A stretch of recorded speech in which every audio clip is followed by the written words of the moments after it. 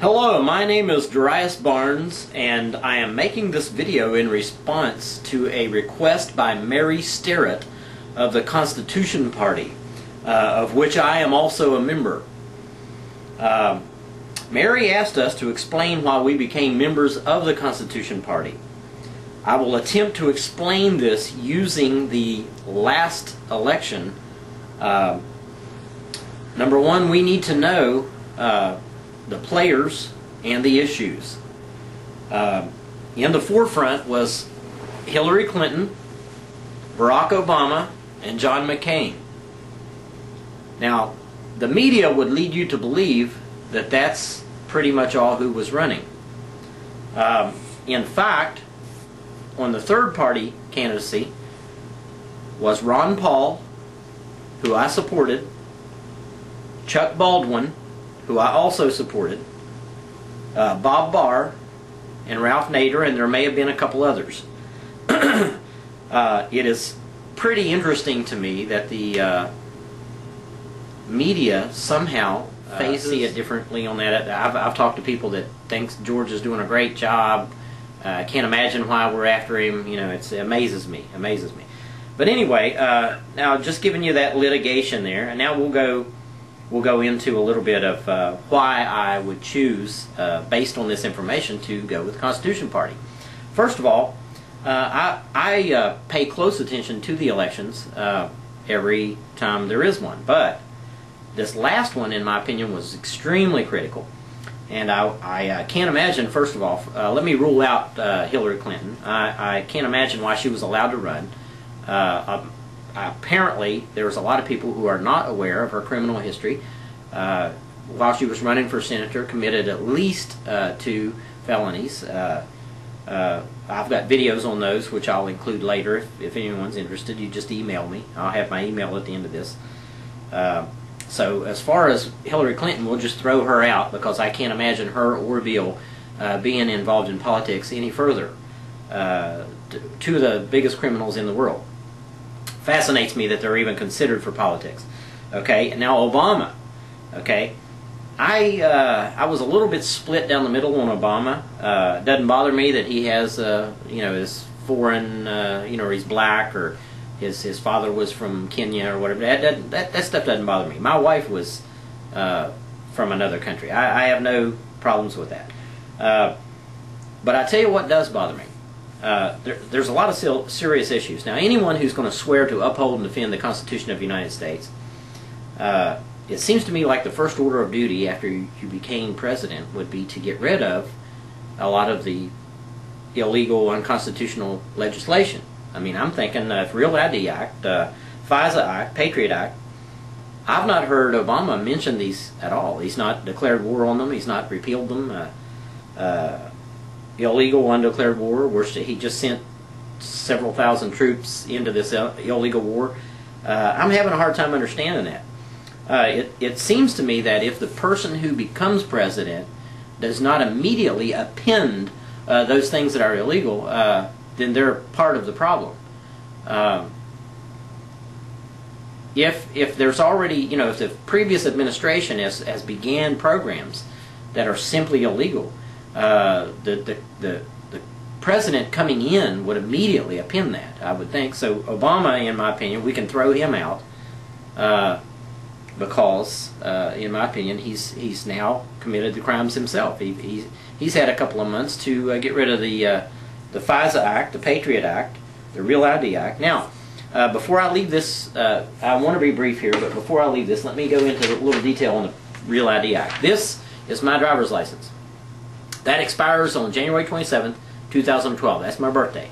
So I've got 2 years and 10 months. Okay? That driver's license that you see right there is the very last one I will ever have, unless Real ID is destroyed. Now let me explain. 2 months ago, I refinanced my house. This is a verification of my ID. Okay? It's called a Patriot Act verification form. Now, in order to get a refinance or any new products from a bank, you know, a checking account, savings account, in order to do any interaction there that has to do with data transfer or financial transfer, in order to apply for a job, in order to get a renewal of your driver's license, anything that has to do with data or financial transfers, you'll be seeing these. Okay. Now, these would be harmless if it wasn't for Real ID. Okay, this basically just verifies that you have a driver's license. Now, what's the problem? In order to get one of these after December 31st of this year, 10 months from today, well, 10 months from this month, December 31st of 2009, in order to get one of these, you have to accept a radio frequency ID in the back of this thing, okay? No one on planet Earth has the authority to issue those without your consent, but they're not getting your consent. So in other words, the Department of Homeland Security, who is enforcing this, is basically overriding the constitutional law, and they're issuing these without your consent. They're not even telling you that you're getting them. Now, some people know. I know that they're there. There's a few people that know, but the majority of people going into the DMV are not going to know that's there. Now, I do want to be brief on this because I'm trying to make this video under 10 minutes, but Real ID is going to be a big problem, and it's in our face in 10 months. It's already in our face, but it's going to be enforced nationwide in 10 months. There's about 26 states already enforcing it, and by the end of the year, all 50. Okay, well, except for those who are blocking it. I think Maine and Montana, and there might be one more. So it's pretty much the game's over on this one. However, this is something that Obama has not, this what I just explained to you is something that Obama has not addressed. And I would think that anyone who was sworn to uphold the Constitution of the United States would be, flying all over that, And Obama's not brought that up yet. I've not heard him mention it at all. I sent a letter to his office asking him about that. Got no response. Doesn't surprise me at all. So in other words, I guess I've said enough. The reason I'm on the Constitution Party is because that Bob Barr, Ralph Nader, and Ron Paul all mentioned the Patriot Act, the FISA Act, the Real ID Act, the unconstitutional war. That was something they were mentioning. It was almost like the front line of their candidacy. And the other three, McCain, Obama, and Clinton, didn't even... It was almost like they were oblivious to it. If the mainstream candidates, it's not what I call mainstream, but apparently it's what the media refers to as mainstream. If the mainstream candidates are not going to address these issues, then they can't be my, I can't give them my support. Ron Paul mentioned the Federal Reserve, which almost no one talks about. We'll never get our economy back in shape until the Federal Reserve is closed, and it doesn't look like anyone's addressing that, so I have no hope of ever getting the economic issues straightened out. There's a lot of illegal programs right now in place that no one seems to be addressing but third-party candidates. So I'm a Constitution man, and I hope you become one. I personally feel, this is my feelings, anyone that has actually looked into these issues, done any research, or is well informed at all, I'd have a hard time understanding how you could be anything but a Constitution Party person.